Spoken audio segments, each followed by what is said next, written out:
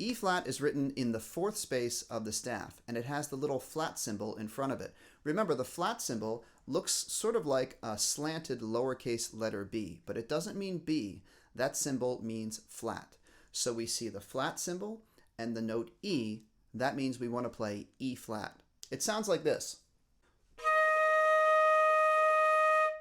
The flute can also play a low E flat, which is on the bottom line of the staff, and a high E flat, which is above the staff.